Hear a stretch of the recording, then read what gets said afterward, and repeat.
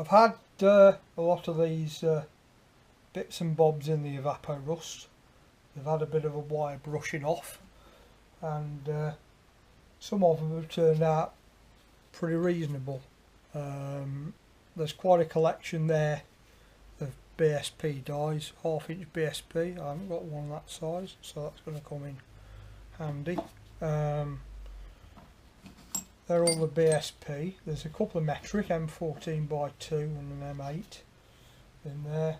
Then we've got some BSFs, some National Fine and National Coarse, and the Whitworth ones.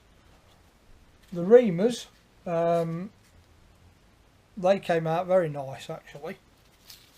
That's cleaned up lovely from what it was. And they've had no butchery on the ends there. Very good they've turned out, so we're well pleased with them. I've got a few more bits in soak. Spin the camera around a little bit there. They've basically been in a pot in here with this Evaporust, and get this out. Now you can reuse this until it's spent, sort of thing. Even sometimes it looks dark, but it's still usable. And once it stops working, you just throw it away, and it's biodegradable and pH neutral and water soluble and all them other good things that people like these days. So no nasty stuff. I've read something somewhere and it's based on molasses or something. That's clean up reasonable. This is straight out of the Evaporust.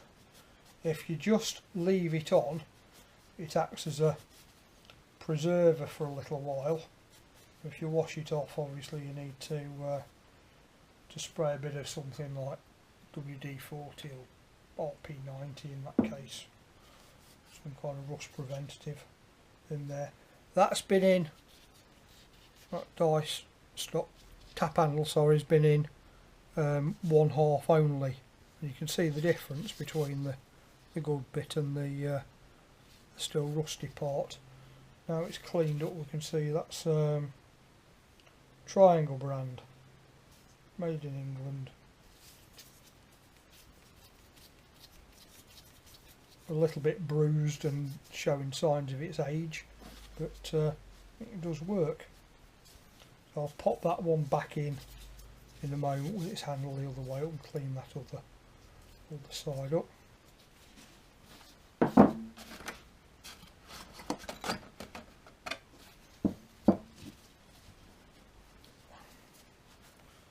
There's a die stock, again straight out of the pot. It's took off,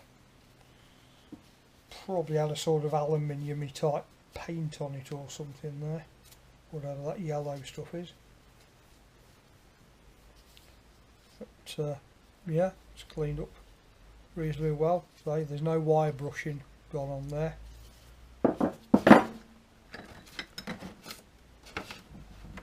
If I can get these out.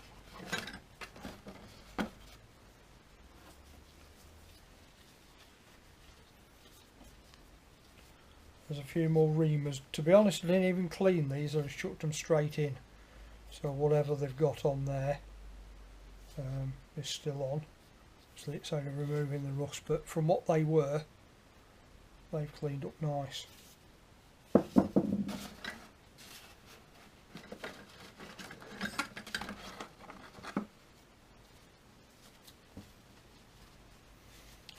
I've got a few adjustable reamers, a lot of them are sort of Indian and Chinese, and these are these Monax ERT. That's a 7/8 to 11, sorry, 7/8 to 31 30-seconds, or 22.2 to 24.50 millimeters. So the rust cleaning has even sort of highlighted the size on there. A little bit more cleaning up in them, and they can certainly go into the collection of reamers.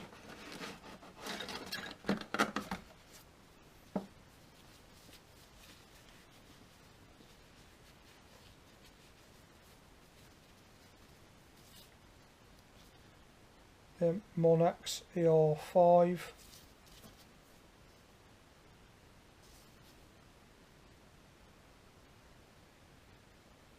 So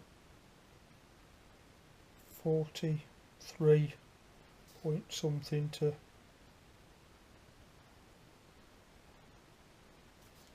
whatever millimeters. So that's a little update on that one. I'll fish these other couple of bits out as well and get them cleaned up. So for this sort of thing, recovering old tools, the Evaporust works quite well, but be warned, it isn't cheap. Would I buy it again?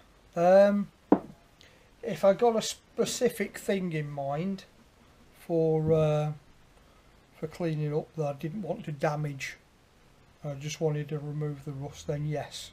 But it isn't, as I say, it isn't the cheapest stuff, but it does work well for what it's designed for. So that's it for this little update video, and again, thanks to Rod Freeman for this wonderful donation to the cause, and I'll catch up with you on the next video. I should be doing those Monobloc carburetor float chamber covers next. Thanks for watching. Bye for now. Hi, welcome to AG Engineering. This is the Sunday after the model engineering show. Had a look round there, bought a few little bits, a small caliper, 4-inch caliper, a piloted tap holder, and just a couple of little bits and bobs, nothing massive. It was good to bump into a couple of my my YouTube subscribers. Let's move back because I'm seeing the camera rocking. Chris, it was nice to meet you. Yeah, I certainly did spot you in the crowd. Good to have a little chat. And the same to Andy. Good to meet you as well, and catch up on a few things, and generally sort of talk about the day and engineering bits and bobs. Great to meet you guys, and look forward to reading a few of your comments and things in the future. What have we got today? I didn't mention in the last video, I've got some Amel float chamber end caps to tidy up, so we'll go through that one. I'm also going to put a bit of a clip up probably at the end of this this section to show the results of that. Oh, forgot the name of it now. That rust remover, that Evaporust, that's it. And show you how them bits came out that were donated by Rod Freeman there. So I'll take you over to the bits we're doing today. So we've got some float chamber ends here, some float chamber covers, and the problem with these is they get, if that can be seen on camera, they get distorted around the screw area. They get over tightened because they leak, and so they get more tightened and they leak even more. It's quite a thick gasket that goes on there, and they end up in a bit of a mess. The easiest way is to replace them, but they are more available now than they used to be, but for some of them a little bit of cleaning up can recover a few of them. There's a couple there that I've already done as I've set the little jig up that I'll show you in a moment, so they're nice and reusable again. I've got a little sort of former, whatever you want to call it, test piece here that I made a while ago, and what you do is just sit it in there, and then as you, if that can be seen, as you press one side, I mean that one's not too bad, but you can hear the click in there. You can see how much it's distorted, and you can sit that in the vise, see where it's been gripped there, and sort of tap round and flatten them out a little bit to get the bulk of the bend out of them before you start to machine them. So again, I've already gone through a few of these. Oh, that's quite a bad one. See how much it rocks on its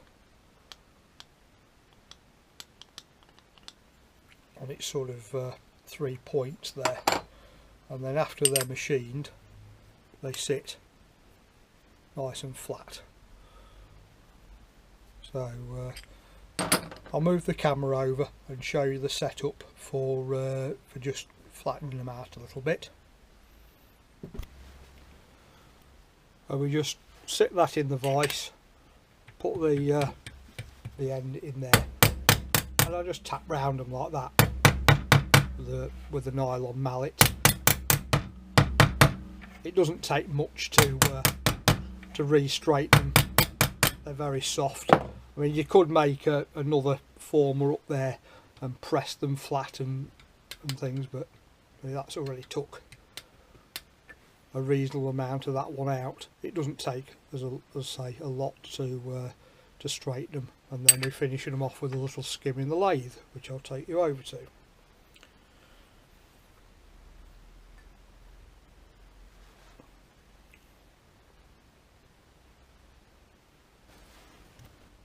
Right, we've got 3 cheese head screws with some washers behind there on this piece of board, fixed the face plate, and it's turned out in the centre just to clear the lettering there. And we put that on like that, and I'm just using an old plastic plug. Put the tailstock up to it with a live centre in, and put a bit of pressure on it, and that should be seated nicely there. Check everything clears.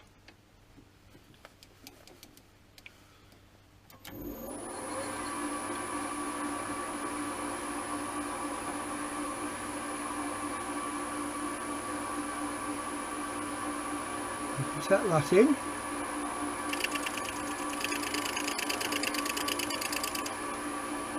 Right, the skim, a little bit of cut on.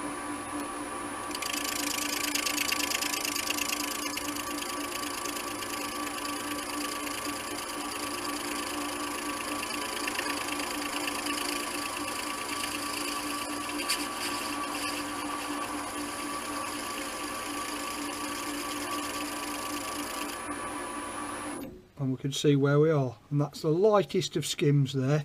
There's just a couple of little low spots there,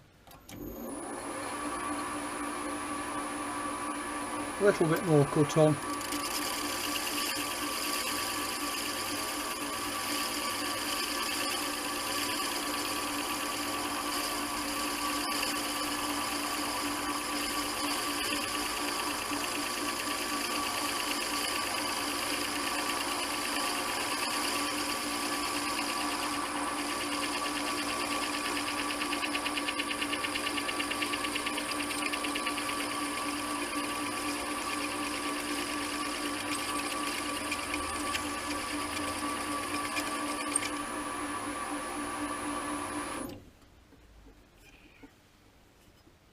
And there we are. And Ozzy's in the background, if you can hear him, screaming at me to go out.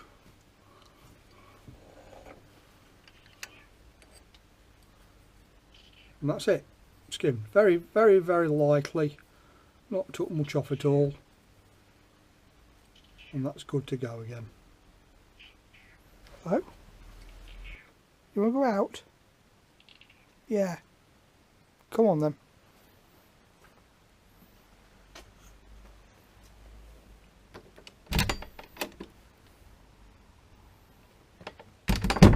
put another one in.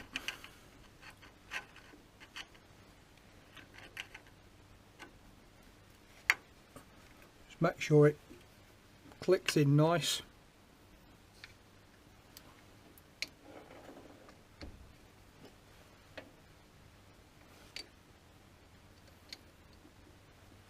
A bit of pressure on it.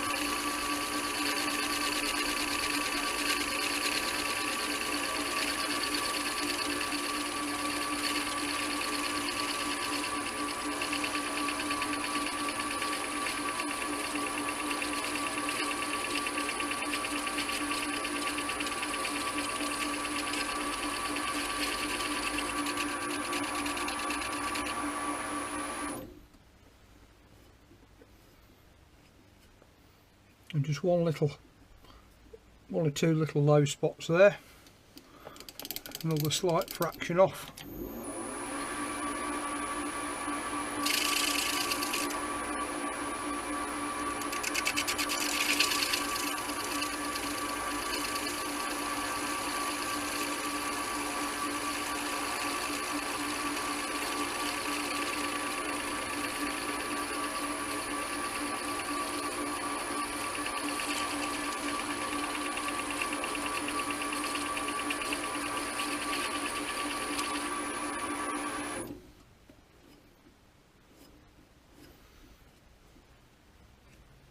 There we go, that'll do it.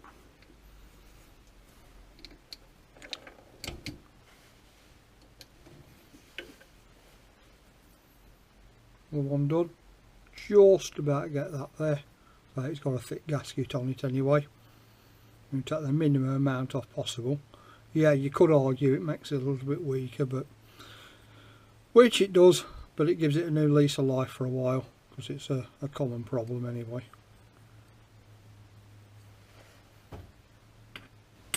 This one's a particularly bad one. If we see there, if I can get close enough in, it's actually cracked there. Yeah, just starting on the screws, it's been really over tightened. We'll skim it anyway.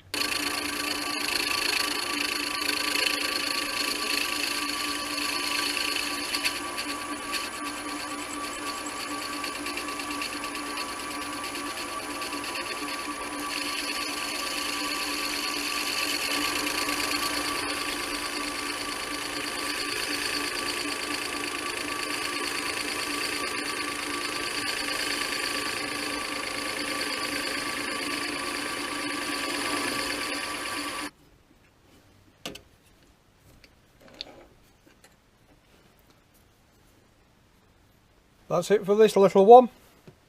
Hope it's useful to somebody. Thanks for watching. Bye for now.